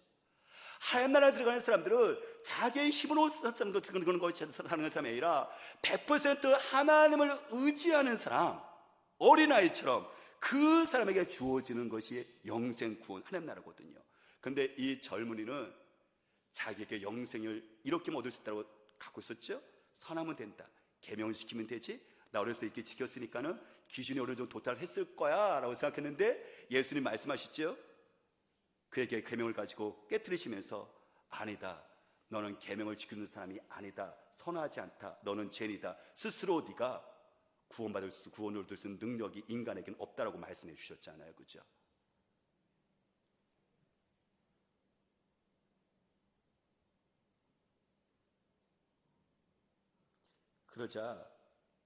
그러자 이 청년은 부자였기 때문에 돈이 너무 많아갖고요. 그렇기 때문에 그는 예수님을, 하나님을 전적으로 의지할 수 있는 데 방해가 되어버렸어요. 왜요? 예수님께서 정확하게 하셨던 거죠. 그가 예수님을, 하나님을 100% 의지하지 못하는 이유가 뭐냐면 그가 이 물질에 대한 의지가 예수님보다도 하나님보다 더 컸거든요. 그러니까 예수님께서 지금 그거를 요구하시자 그는 근심하며 돌아갑니다. 사랑하는 여러분, 우리 인간의 힘으로는, 내 자신의 어떤 노력으로도 하나님께 들어갈 수 있는 사람은, 천국에 들어갈 사람은 아무도 없습니다. 그러자 여기서 베드로가 예수님께 질문하는 거예요. 그러면 누가 구원을 받을 수가 있어요? 그 부자가 그 돈을 의지해서 하나님을 전적으로 의지하지 못하고 있는데, 그래서 낙타보다 이 바늘구멍에 낙타가 들어간 것보다 더 천국에 들어가는 것이 힘들다고 얘기한다면 어느 누가 천국에 들어갈 수 있겠어요? 라고 베드로가 반문하자 예수님께서 해답을 이야기하시죠. 그것은 영생을 어떻게 얻습니까? 에 대한 해답이기도 해요. 27절 말씀, 21절 같이 읽겠습니다. 예수께서 그들을 보시며 이르시되 사람으로는 할 수 없으되 하나님으로는 그렇지 아니하니 하나님으로서는 다 하실 수 있느니라. 그래요. 사람으로서는 자기의 능력으로는요 천국에 들어갈 수 없습니다. 아니, 심지어 자기가 의지하고 있는 것이 있다면 그는 천국에 더 들어갈 수 있는 가능성이 더 희박합니다. 그런데 누가요? 하나님께서는 하실 수 있어요. 나의 힘으로 해낼 수 있다고 생각하면 전혀 가망이 없지만 하나님께 맡기면요 하나님께서는 그것이 가능한 일인 거예요. 그 사람을 볼까요? 누가복음 19장 9절 말씀 보면 삭개오가 있어요. 삭개오는 여리고에 있는 세리장에 있었고 부자였거든요. 광주의 세간장이라고 생각한다면 여러분들 엄청난 높은 지위에 있는 거죠. 그러니까 돈도 많죠. 근데 그 삭개오가 9절 말씀에 성경이 이렇게 말합니다. 예수께서 이르시되 오늘 구원이 이 집에 이르렀으니 이 사람도 아브라함의 자손이로다. 여러분, 부자가 천국에 들어갑니다. 낙타를 바늘구멍에 낙타가 들어보다 힘든 것이 이 부자인데, 왜냐면 하나님을 의존하는 것보다 또 돈을 의존하는 것이 더 많기 때문에 하늘나라에 들어가는 것이 그만큼 힘든데, 여기 보니까요 부자가 천국에 들어가네요. 영생을 얻네요. 근데 그게 삭개오의 능력이었을까요? 아니요. 누가 가능하게 만든 거예요? 예수께서 이르시되 이 집에 구원이 임했다. 네가 영생을 얻었다. 천국에 들어갔다라고요. 인간은 불가능하지만 하나님은 부자조차도 어떻게 하죠? 천국에 들어갈 수 있도록 만들어십니다. 인간의 능력은 힘들지만 하나님의 능력은 가능한 거예요.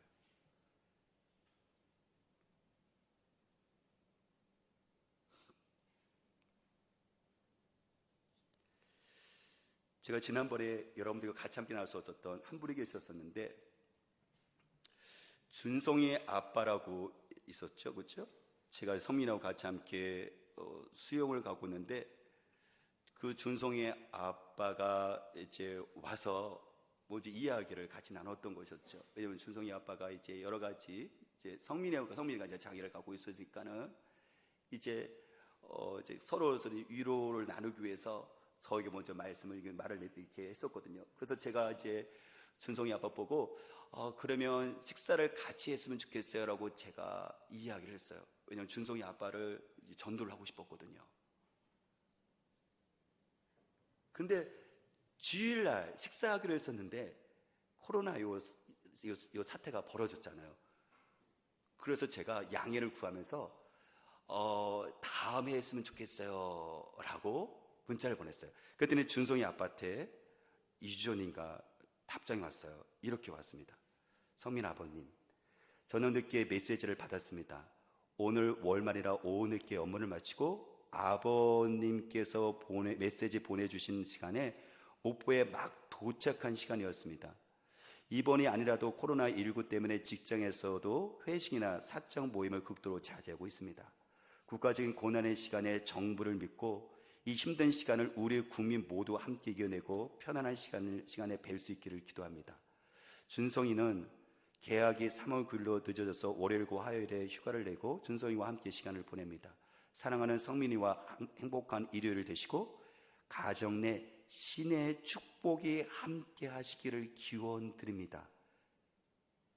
그 다음에 저로 하여금 충격에 빠지게 했어요. 진화론 자인 준성이 아버님 드립니다. 네. 저희가 예수님 믿는 사람, 하나님 믿는다는 것을 알아요. 성민하고 같이 함께 이런 모습들이 대견을 그래서 제가 교회 다니는 것을 아시고 하지만 같이 자녀들을 인해서 서로 주고받고 있는데 저에게 이제 신의 축복이 함께하기를 원해요. 그렇지만 진화론 자인 준성이 아버님 드림이라고 얘기했거든요. 근데 저는 이것을 봤었을 때 부담되기 시작을 하더라고요. 왜요? 저는 그 전에 내가 이 준송이 아빠를 만나게 하신 하나님의 뜻이 있을 거야. 그래서 이 준송이 아빠와 가족을 전도해야지. 근데 제 마음 가운데 속에서는 거의 확신이 있었어요. 99%. 왜요? 제가 누굽니까? 목사거든요. 제가 누굽니까? 너무 저 같은 경우도 공부 많이 했잖아요. 제가 누굽니까? 성경 지식 정말 많잖아요. 누굽니까? 수많은 사람들에게 복음 제시했었잖아요. 경험도 많잖아요. 근데 진화론자인 준송이 아빠라니까요. 제가 위기소침해지더라고요. 이거 어떻게 설득해야 되지? 이거 어떻게 내가 또 얘기해야 되지? 확률 90%에서 40%로 뚝 떨어져 버렸어요. 나중에 더 걱정되니까 메시지를 계속 받았더니 10%로 떨어져 버렸어요. 이게 가능할까라는 생각이 사실 마음에 염려도 돼요. 아니, 처음에는 염려 90% 이상에서 왜 지금 10%로 떨어졌을까요? 이 구원이 영생을 얻으려면 내가 무엇을 해야 되지? 그랬을 때 저 자신은 내 논리와 성경 지식과 경험, 내 힘을 의지하면 가능하다고 저는 스스로 생각을 하고 있었어요. 말은 하지 못했지만. 근데 진화론 자인 준성이 아빠라는 얘기 들으면서 제 마음 가운데 이것이 부담이 되어 시작하면서 이 확률이 떨어져 버린 거예요. 왜요? 내 힘을 의지하니까 이게 높다가 떨어져 버린 거예요. 근데 하나님 말씀하십니다. 뭐라고요? 사람으로는 할 수 없으되 하나님으로서는 그렇지 아니하니 하나님으로서는 다 하실 수 있느니라. 여러분들 어떻게 하면 영생을 얻을 수 있는 거죠? 여러분들의 자녀들이, 지금까지 돌아오지 않은 여러분들의 손주들이 어떻게 하면, 무엇을 해야지만, 부모인 내가 무엇을 해야지만 영생을 얻을 수 있는 거죠? 근데 우리는요, 어떻게 생각하냐면, 처음에는 자신했다가 지금은 아마 거의 바닥까지 내려갔을걸요? 근데 하나님 그러면 못하시는 걸까요? 이 구원을 무엇을 해야지 구원을 썼을 때 내 힘을 의지하고 있는 거예요, 이게. 근데 하나님은요, 그것을 하실 수 있는 분인 거예요. 여러분, 내 힘으로는 해낼 수 있다고 생각하면 그것이 전혀 가망이 없지만, 이게 퍼센트가 떨어지지만, 하나님께 맡기면 하나님은 얼마든지 누구든지 이게 가능한 거예요. 그래서 아까 물었죠, 베드로가요, 이 구원이 그렇게 힘들다면 누가 구원을 얻을 수 있죠? 그렇죠. 인간의 힘으로 하면 이게 불가능하죠. 근데 하나님은 어떻게 하죠? 하나님께 맡기면 하나님은 가능한 거예요. 여러분들 자녀들과 손주들과 여러분들 품고 있는 사람들에게 있어서 여러분 한번 생각해 보십시오. 내가 무엇을 해야지만 자녀가, 손주가, 주변의 친구가, 가족이 구원받을 수가 있는 거죠? 이건 내 힘이 아니에요. 내 힘을 의지하면 여러분들, 저와 여러분들은 좌절하고요, 포기할 겁니다. 하지만 하나님께 맡기면 얼마든지 하나님께서는 가능한 거예요. 그러면 여러분들에게 있어서 내 힘이 부족한 것이 아니라 하나님에 대한 그 내가 전적으로 의지하고 있는 이 믿음의 문제가 있는 것이 아닐까요? 그러면 내 힘을 더 축적하는 것이 중요한 것이 아니라 내가 하나님에 대한 이 말씀 속에서 다시 한번 반응해야 되는, 내 자신의 다시 이 말씀에 대해서 내 자신을 돌아보는 이 시간이 지금 필요한 것이겠죠.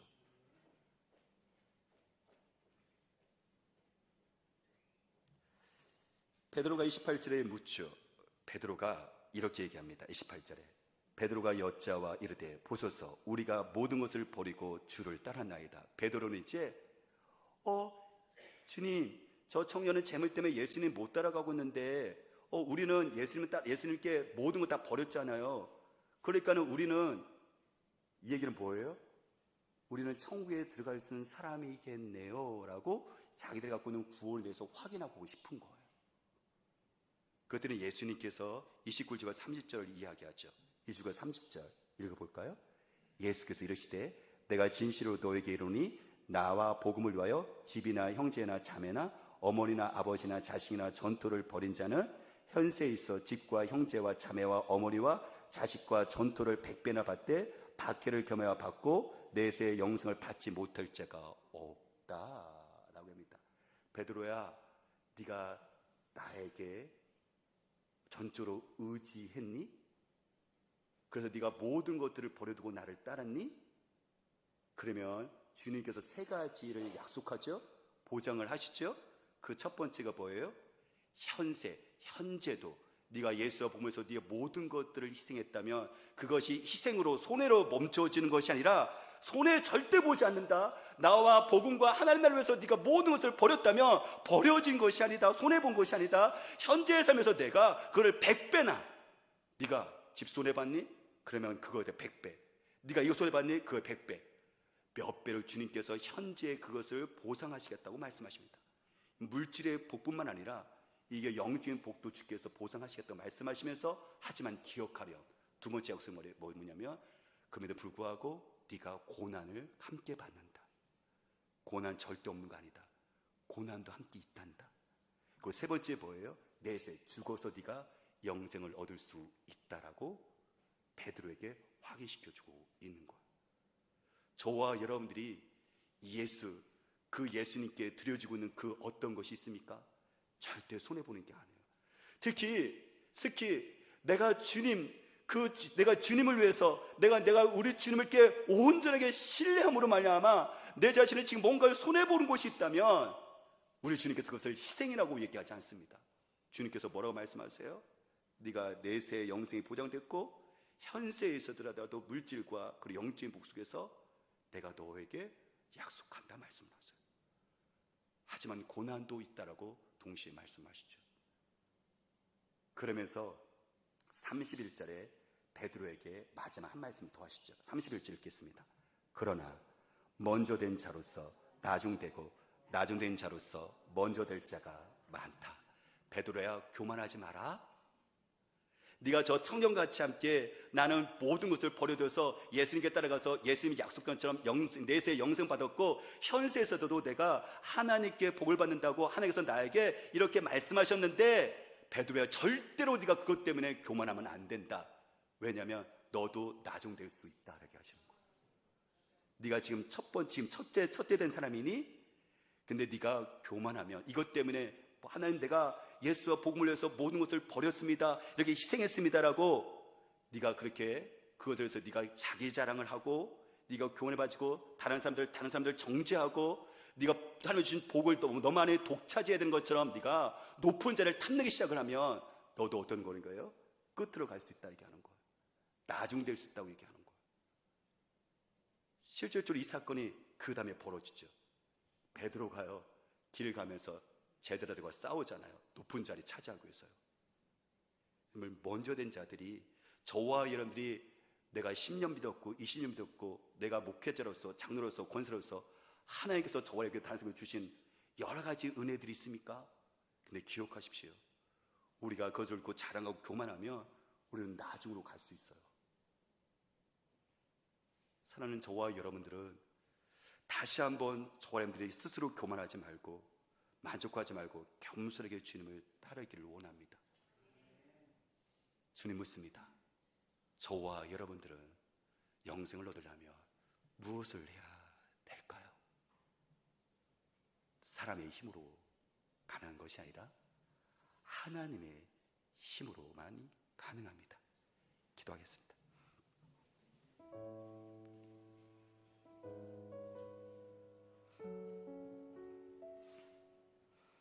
이 시간 같이 함께 기도할 때, 주님, 내가 무엇을 해야만 영생을 얻을 수 있죠?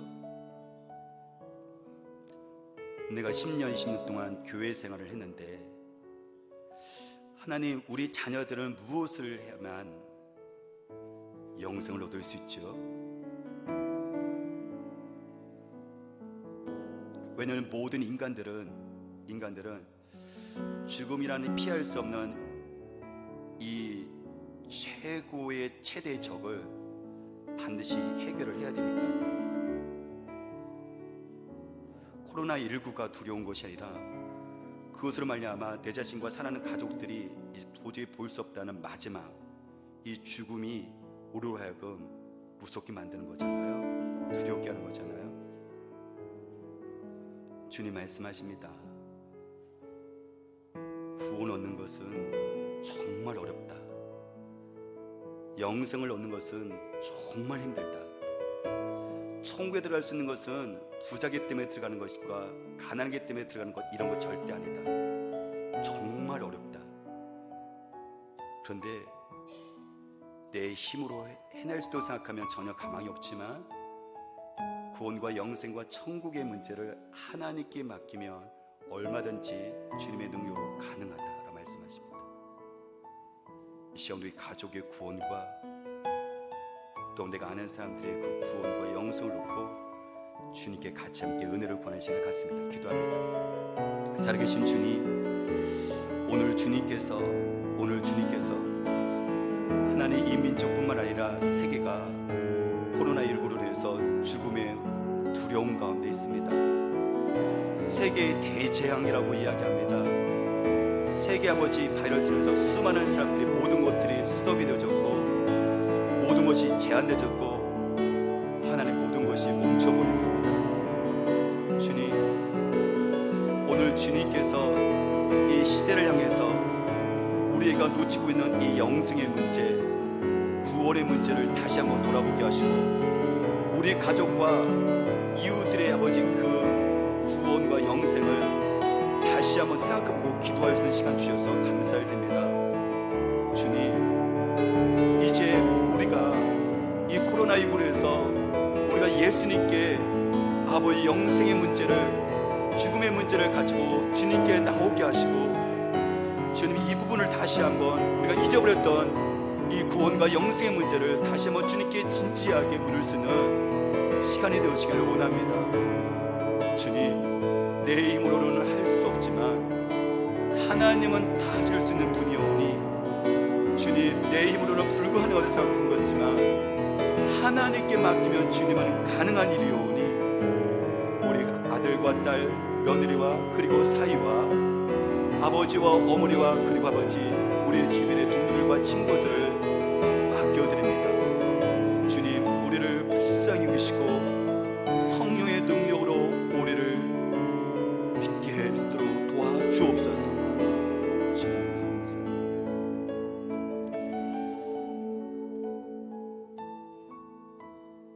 주님,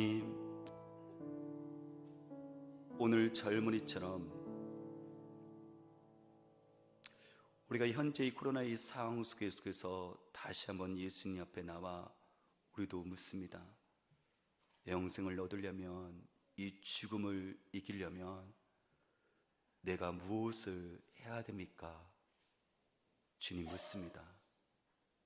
주님, 이 말씀에, 하나님의 말씀을 통하여 다시 한번 해답을 얻고 가족과 이웃을 향해서 나갑니다. 죽음을 이긴 자가, 인간의 최고의 원수 죽음을 이긴 자가 가장 강한 자며 그리고 가장 능력 있는 자인 것을 고백합니다. 성령님 도와주옵소서. 예수님 이름으로 기도합니다. 아멘.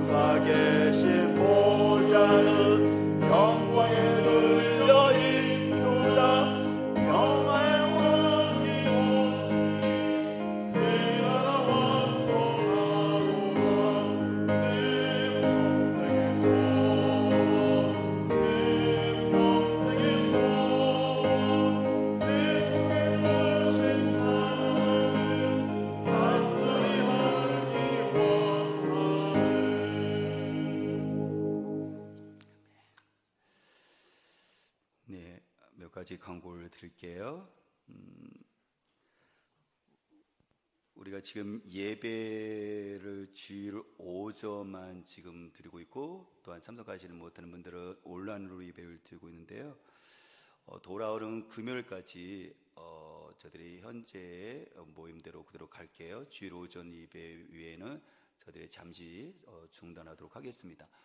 그래서 다시 또 우리가 상황을 보면서 돌아오는 토요일 정도에 여러분들에게도 다시 우리가 이것을 예배를 어떻게 할 것인가에 대한 것은 여러분들에게 단체 문자나 전화를 이렇게 드리도록 하겠습니다. 하지만 그럼에도 불구하고 저와 여러분들이 이 상황 속에서 이거를 오히려 위기를 기회로 잘 활용했으면 좋겠다는 생각을 하는데요. 특히 사순절 기간이니까 여러분들이 개인적으로 교회 와서 이렇게 기도하시거나, 왜냐면 이런 사람들이 이렇게 접촉하는 게 아니잖아요, 그렇죠? 이렇게 사람들이 없으니까 그때 여러분들이 오시면 제가 또 자리를 비워드릴게요. 예, 접촉하지 않도록. 예, 그렇게 하시거나, 아니면 집에서 왜냐면 우리 아이들도 아마 계속 방학 중 개학을 연기됐을걸요. 부모들 마음이야 빨리 개학했으면 좋겠다는 생각이 드는데, 아이들에게 또 쉴 수 있는 시간도 어떻게 보면 또 가족도 함께 할 수 있는 시간이니까 여러분들이 할 수만 있다면 저녁 때 우리 아이들과 같이 함께 이렇게 예배를 드렸으면 좋겠다라는 생각이 들어요. 근데 이게 너무 쉽게 휘까버리거든요. 뭐 아이들은 게임하고 보내고, 뭐 부모들은 TV나 뭐 인터넷에다가 시간을 그냥 다 지어보내면, 나는 이 상황 속에서 우리는 오히려 더 침체되어지고 또 영성은 또 더 내려앉을 수밖에 없고, 그러니까 오히려 이런 케이스로 우리가 하나님 믿는 사람들이니까 더 나라와 민족과 또 세계를 위해서 기도하고, 우리들 자녀들에게 이 상황을 보여줄 수가 있잖아요. 이렇게 나라가 어려운 상황에 있을 때는 그냥 TV 보고 지내는 게 아니라, 이럴 때는 살아계신 하나님께 기도하는 거라고. 우리 자녀들도 앞으로 살아가보면 이런 위기들이 있을 텐데, 어렸을 때부터 부모들이 그 모습들을 예배를 통해서 보여줬으면 좋겠다는 생각이 들어요. 근데 그러기 위해서는 여러분들이 저녁 때부터 잠깐이라도 아이들하고 복음서 이렇게 읽기를 하든지 해서 잠깐이라도 우리 아이들에게 이런 것들을 예배를 통해서 하나님께 극복한다는 것을 보여줬으면 좋겠다는 생각이 듭니다. 또 한 가지는 제가 고민하는 게 있어요. 이게 지금 상황에서 한국교회, 우리 교회가 해야 될 것들이 무엇인가 생각해 봤을 때 여러 가지가 있지만, 하나님 말씀대로 돌아가자라는 생각을 제 마음 가운데 가졌거든요. 그래서 다시 말씀대로, 성경 말씀대로 돌아가자라는 생각이 들었어요. 그런 것 속에서 제가 다음 세대 우리 교육 기획팀하고 또 상의를 해야 되겠지만, 그래, 유치원서부터 고등학교 때까지 철저하게 그 말씀 속에서 아이들 양육할 수 있도록 우리가 정말 고민해 보자. 왜냐면 대학교 가면 아이들이 분명히 교회를 떠날 수 있고 하나님을 떠날 수 있는 가능성이 많으니까. 그러니까 어렸을 때부터 고등학교 전까지 이때 우리 부모는 부모, 그리고 교회는 교와 교사, 이렇게 힘을 합쳐서 아이들을 어떻게 보면 말씀으로 잘 양육해서 아이들이 오히려 대학 갔을 때 떠나는 게 아니라 평신도 선교사로서 아이들이 오히려 사명을 가지고 할 수 있을까라고 우리가 그 목표를 세워서 한번 도전해보자는 생각이 들었거든요. 왜냐면 아까 말했던 신천지 같은 경우는 엄청난 여러분들 그 공부를 하잖아요. 성경공부를 하잖아요. 그러니까 이것을 다시 한번 기도하고 고민을 하겠습니다. 그래서 교육기획팀하고 고민을 해서 우리 아이들이 말씀으로 가정과 교회에서 연계시켜서 우리 아이들을 잘 양육할 수 있도록, 그래서 오히려 아이들이 잘 분별할 뿐만 아니라 대학교 있을 때는 내가 교회와 하나님께 파송받은 선교사라는 어떤 그런 마음으로 아이들이 할 수 있도록 우리가 그 목표를 가지고 해봤으면 좋겠다는 생각이 들었어요. 여러분들도 같이 함께 기도해 주시고, 이게 도저히 불가능하다고 생각하지는 않거든요. 우리가 이 상황이니까는 뭐 일주일에 한 번 예배드리는 거 만족, 이 목표를 접으니까는 이게 우리가 다 져버리는 거잖아요. 그래서 저는 아까 말한 것처럼 신천지의 반면교사를 삼아서, 그래, 어렸을 때부터 말씀으로 아이들과 교회와 가정에서 양육시키면 우리 아이들이 충분히 하나님 말씀대로 하나님과 같이 함께 세상을 변화시키는 사람으로 가능하다라는 생각을 하면서 도전할 생각을 하고 있어요. 여러분들도 기도하고 또 같이 협력을 해주셨으면 좋겠습니다. 나머지는 주보를 참고하시고 기도와 협력을 부탁을 드릴게요. 네, 우리 같이 온 세대 사명선언문 공동체 고백 같이 함께 고백하겠습니다. 우리의 사명은 사도행전의 교회와 성도처럼 작은 예수가 되어 하나님을 만나는 감격 있는 예배를 드리고 사랑으로 하나 되는 가족을 이루어 우리 주신 예수님을 담고 우리에게 주어지는 사로 다른 사람들을 섬기고 사람들에게 예수의 복음을 전하여 목포 전남 북한 세계에 하얀 나라를 만들어가는 것이다. 아멘. 다시 일어나셨어요. 창조의 아버지 찬양합니다.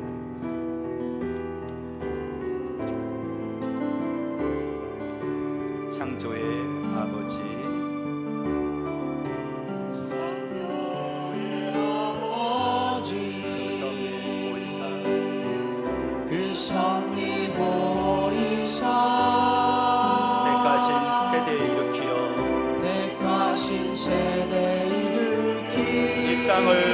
주옵소서. 아멘. 이 땅을 고치소서. 주의 크신 능력,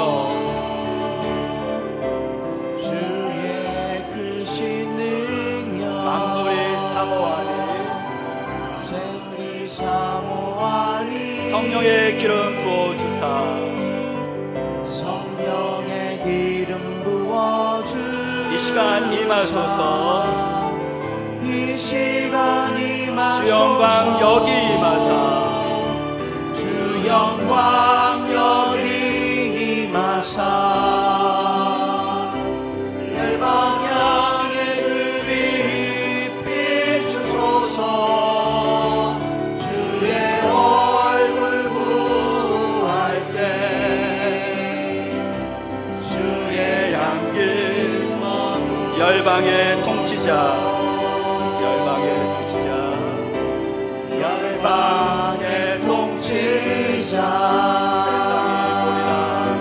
세상이 보리라. 신실한 주의 약속으로 신실한 주의 약속을 교회는 승리하리. 교회는 승리하리. 주의 크신 우리를 돌아보사 감동케 하소서. 연약한 모두 벗어지고 승리케 하옵소서. 주 영광 여기 임하사 열방향의 그 빛 비추소서. 주의 얼굴 구할 때 주의 양길 머무소서. 영광 여기 임하사 주 영광 여기 임하사 열방향의 그 빛 비추소서. 주의 얼굴 구할 때 주의 양길 머무소서. 주의 향기 머물소서. 주의 양기 머무소서.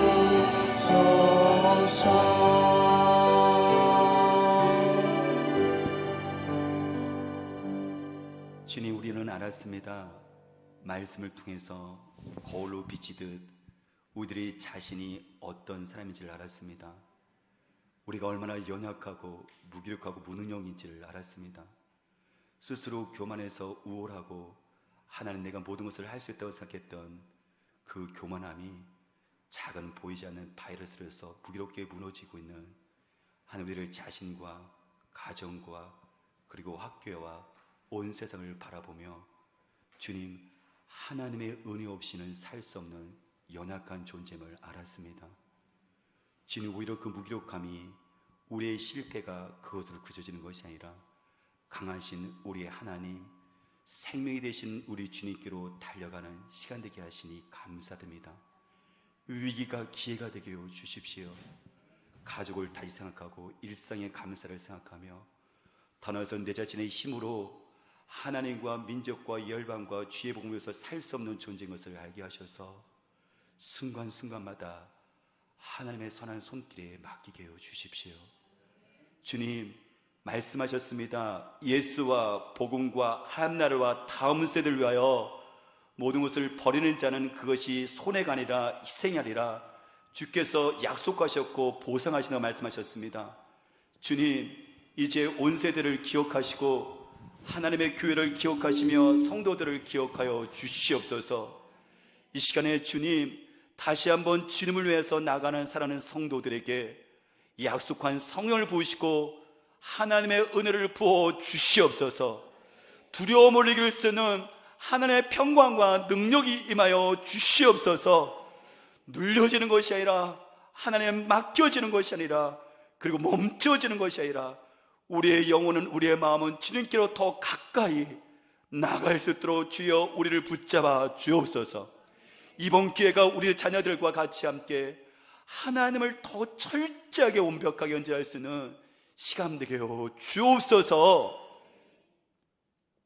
이제는 우리 주 예수 그리스도의 은혜와 하나님 아버지의 극진하신 사랑하심과 성령님의 감화의 역사 충만하심이 영생을 얻으려면 내가 무엇을 해야 합니까? 라는 그 질문 가운데 사람으로서는 할 수 없지만 하나님으로서는 할 수 있다 말씀하시는 그 주님을 의지하여 다시 삶으로 돌아가는 살아가는 성도들 위해, 그리고 우리들 자녀들 위해, 그리고 이 나라의 민족과 열방과 다음 세대 위해 이제부터 영원토록 함께 하시기를 간절히 축원하옵나이다. 아멘.